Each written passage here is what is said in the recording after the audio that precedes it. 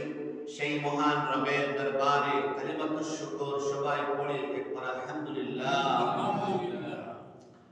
অসংখ্য অগণিত দুরূদ সালাম বর্ষিত হোক দু জাহানের নবী সাইয়্যিদুল মুরসালিন মুহাম্মদুর রাসূলুল্লাহ সাল্লাল্লাহু আলাইহি ওয়াসাল্লামের উপর।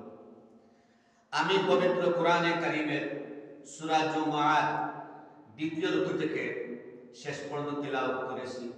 যদি আল্লাহ পাক রব্বুল আলামিন আমাকে তৌফিক দান করেন এই আয়াতগুলোর আলোকে কিছু আলোচনা করার চেষ্টা করব ইনশাআল্লাহ।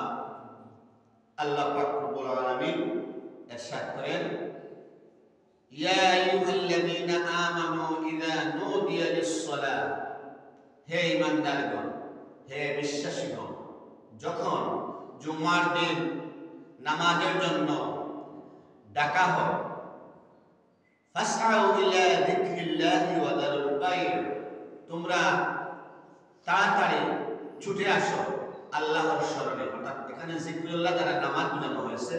নামাজ পড়ার উদ্দেশ্যে তোমরা তাড়াতাড়ি আল্লাহর স্মরণে তোমরা চলে আসো। ফাসআউ ইলা ওয়া যারুল বাইর, এবং ক্রয় বিক্রয় ব্যবসা বাণিজ্য সব বন্ধ করো। আল্লাহ পাক রব্বুল আলামিন এই আয়াতের মাধ্যমে শুধুমাত্র যারা ঈমানদার, যারা মুমিন, যারা বিশ্বাসী তাদেরকে উদ্দেশ্য করে, এখানে কোনো অন্য কারো উদ্দেশ্য করা হয় না। শুধুমাত্র ঈমানদার যারা বিশ্বাসী, এখানে মুশরিক কাফির ইহুদি খ্রিস্টান অন্য কেউ নয়, শুধুমাত্র যারা ঈমানদার যারা বিশ্বাসী তাদেরকে উদ্দেশ্য করে ডাক দিয়েছে, তাদেরকে উদ্দেশ্য করে এই আয়াতটি ঘোষণা করতেছে।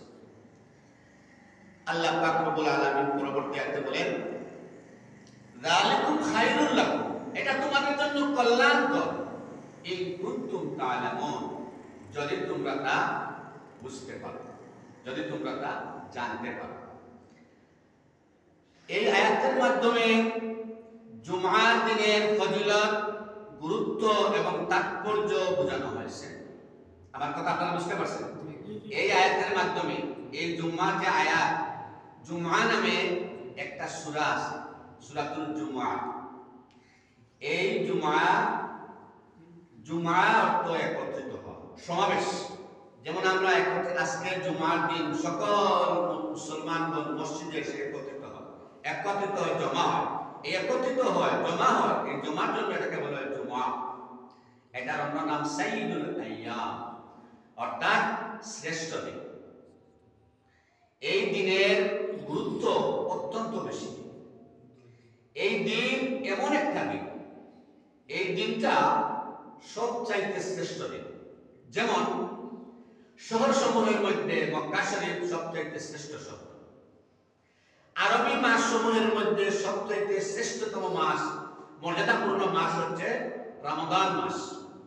আর দিন সমূহের মধ্যে সর্বশ্রেষ্ঠ দিন হচ্ছে জুমার দিন। সুবহানাল্লাহ। এই দিন আমাদেরকে দান করা হয়েছে। প্রত্যেকটা ধর্মে এক একটা শ্রেষ্ঠতম দিন আছে। যেমন ইহুদিদের জন্য শনিবার, খ্রিস্টানদের জন্য রবিবার, আর মুসলমানদের জন্য শ্রেষ্ঠতম দিন হচ্ছে জুমার দিন, অর্থাৎ আজকের দিন শুক্রবার। এই দিনের ফজিলত অত্যন্ত বেশি।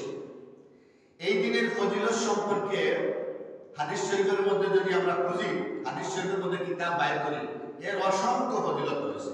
এই ফজিলত বর্ণনা করে শেষ করার মতো নয়। আল্লাহ হাবিব বলেন, গুসলু ইয়াউমুল জুমআতি ওয়াজিবুন আলা কুল্লি মুহতালিম, অর্থাৎ জুমার দিন গোসল করা প্রত্যেক সাবালকের জন্য ওয়াজিব। সুবহানাল্লাহ। এই দিনের গুরুত্ব অত্যন্ত বেশি। এই দিনের কয়েকটা সুন্নত কাজ রয়েছে। যেমন এই দিন গোসল করা, তারপরে আতর লাগানো, সামর্থ্য অনুযায়ী উত্তম পোশাক পরিধান করা এই দিনের ফজিলত।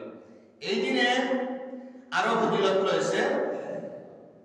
আল্লাহ হাবিব বুখারী শরীফে বর্ণিত, আল্লাহ হাবিব বলেন, যে ব্যক্তি জুমার দিনে সর্বপ্রথম প্রবেশ করলো সে একটা উট কুরবানি করার সওয়াব পেল। সুবহানাল্লাহ। তারপরে যে মসজিদে প্রবেশ করবে দ্বিতীয় অবস্থানে সে একটা গাভী কুরবানি করার সওয়াব পাবে।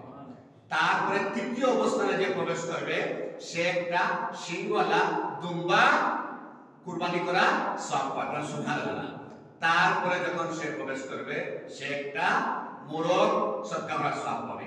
তারপরে যে প্রবেশ করবে সে একটা ডিম আল্লাহ রাস্তায় কুরবানি করার সওয়াব পাবে, সুবহানাল্লাহ। অর্থাৎ যত সময় পিছনে আসবে ততই সওয়াবটা কমতে থাকবে। আল্লাহ পাক রব্বুল আলামিন আমাদেরকে প্রত্যেককে জুমার দিনে মসজিদে তাড়াতাড়ি আসার তৌফিক দান করুন, সবাই বলুন আমিন।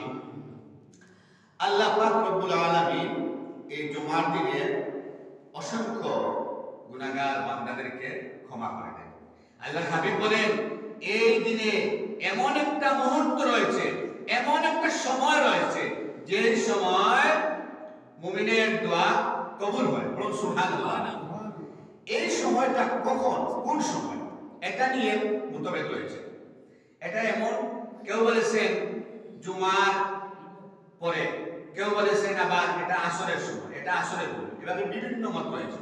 অর্থাৎ এটাকে এই যে সময়টারে লুকিয়ে রাখার মধ্যে একটা গুরুত্বপূর্ণ তাৎপর্য রয়েছে।